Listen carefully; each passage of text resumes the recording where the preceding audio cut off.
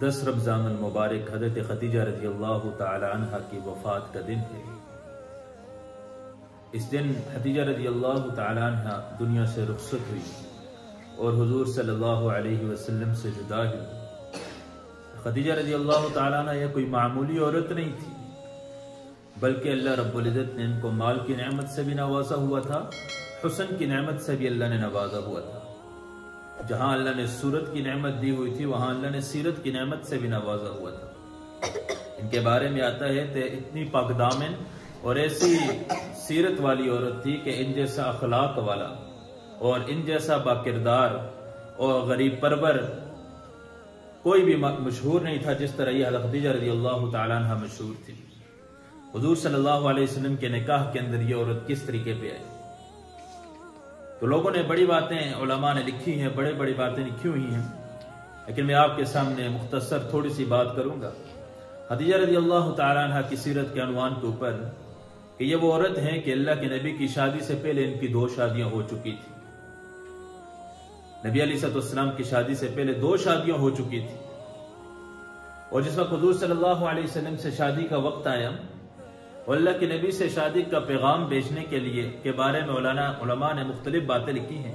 شیخ عبدالحق محدث دہلوی رحمہ اللہ نے ایک بات نقل کی ہے، فرمایا کہ سال کے اندر 1 دن عورتوں کا میلہ مکہ میں لگتا تھا، ساری عورتیں وہاں جمع ہوتی تھی۔ کہتے ہیں کہ ایک یہودی عالم آیا اور آ کے اس نے عورتوں میں اعلان کیا کہ ان قریب نبی آخر الزماں آنے والے ہیں، اور خوش نصیب ہے، خوش قسمت ہے وہ عورت جو حضور صلی اللہ علیہ وسلم کے نکاح کے اندر آئے گی اور اللہ کے نبی کی صحبت کے اندر آئے گی، خوش قسمت ہے وہ عورت۔ کہتی ہیں عورتوں نے تو باقی عورتوں نے اس کو مارا کہ عورتوں کے مجلس کے اندر آپ کا کیا حق ہے آنے کا، نکل جاؤ یہاں سے۔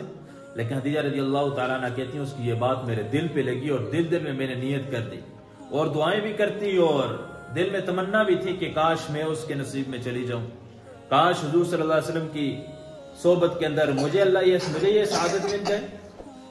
کہتی ہیں کہ تھوڑا سا وقت گزرا کہ فاقہ آ گیا، حالات سخت ہو گئے، مکے کے حالات سخت ہوئے۔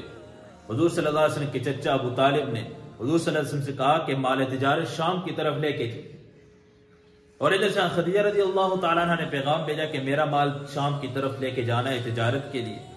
تو چچا نے اجازت دے دی کہ خدیجہ رضی اللہ تعالیٰ عنہ کا مال لے کے جاؤ شام کے۔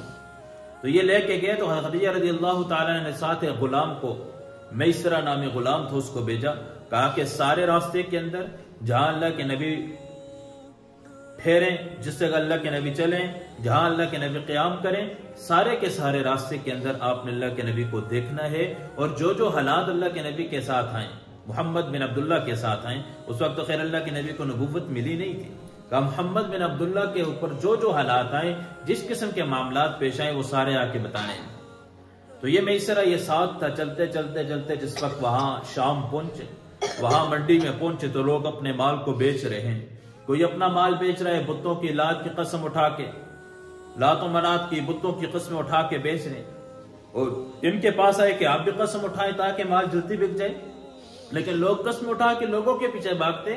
تو یہ میسرہ کہتے ہیں کہ میں دیکھتا تھا کہ یہ محمد بن عبداللہ نہ قسم اٹھاتے، نہ زبان سے ایسا کوئی جملہ نکالتے، نہ جھوٹ ہوتی زبان کے اندر، بلکہ ہر ایک کو جو صاف بات ہے وہ بتا دیتے، اور لوگ بھاگ کے محمد بن عبداللہ کے پیچھے آتے۔ میں حیران ہو گیا کہ لوگ قسم اٹھا کے مال بیچتے ہیں، اتنا مال نہیں بکتا جتنا محمد بن عبداللہ نے تھوڑے وقت کے اندر نفع کما لی۔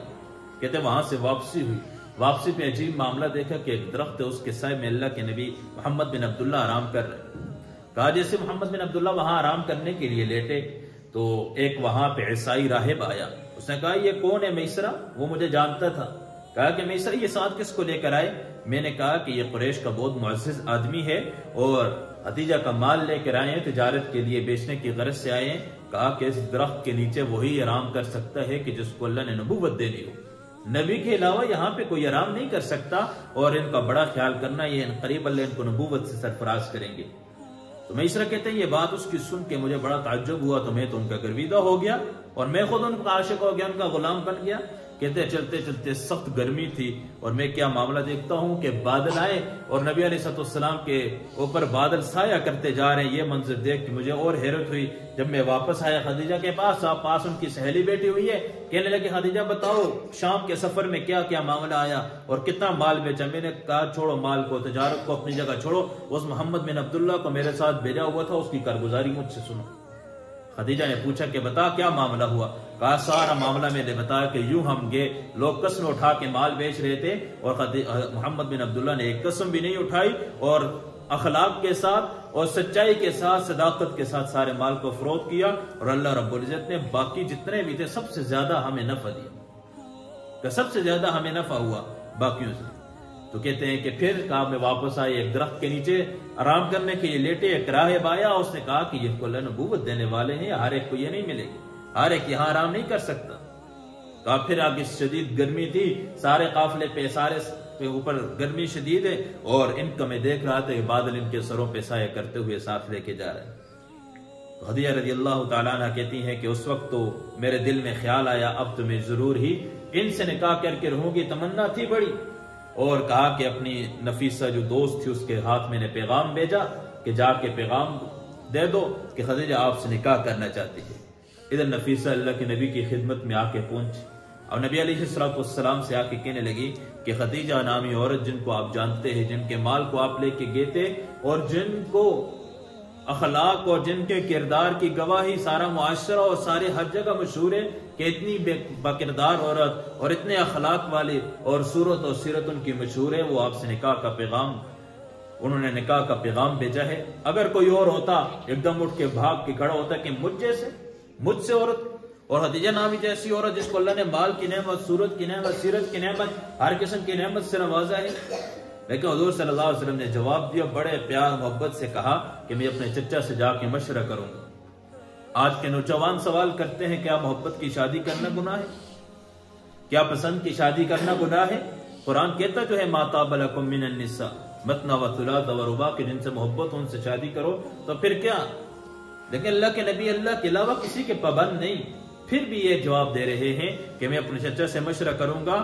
تو غور سے سننے کی بات ہے نوجوانوں کے لیے کہ اگر اپنے والدین اور اپنے بڑوں کے شفقت کے نیچے چلیں گے، آپ ان کی شفقت کو اپنے سروں پہ رکھ کے چلیں گے، اللہ کی 100% مدد ان کے ساتھ ہوگی۔ اور جو اپنی مرضیاں مناتے ہیں، ان قریب تھوڑے وقت کی لذت اور تھوڑے وقت کی خواہشیں اور تھوڑے وقت کی سہولیات کو دیکھتے ہیں، پھر ہمیشہ کے لیے پریشان ہوتے ہیں۔ وقتی لذت کے خاطر ہمیشہ کے لیے صدیوں کا اور ہمیشہ کے لیے سالوں کا غم ان کو بھگتنا پڑتا ہے۔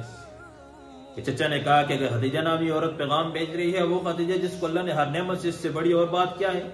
اس سے ایسی بہو ہمیں کہاں سے ملے گی؟ کہا ٹھیک ہے، نکاح ہو گیا اور اس کے بعد شادی ہوئی۔ 24 سال نبی علیہ السلام کی صحبت میں گزارے۔ وہ عورت جس کی 20 باندیاں تھی، خادمیں تھی آگے پیچھے، اللہ کے نبی کے قدموں میں آئی، نبی علیہ السلام کی صحبت میں نکاح میں آئی، اور سارا کا سارا مال اللہ کے نبی کے قدموں پہ نچھاور کر دی۔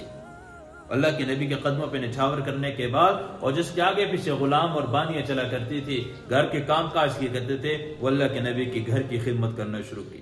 اللہ کے نبی کے گھر کے جھاڑو بھی دیتی، اللہ کے نبی کے کپڑے بھی وہ دھوتی تھی۔ 24 سال اللہ کے نبی کے ساتھ گزارے۔ پھر 10 رمضان المبارک کو اللہ سے جا ملی اور ان کا جنازہ نہیں ہوا۔ خدیجہ رضی اللہ تعالیٰ عنہ کا کیوں؟ کہ اس وقت جنازہ ہو، لوگ سوال کرتے ہیں خدیجہ رضی اللہ تعالیٰ کا جنازہ کیوں نہیں ہوا؟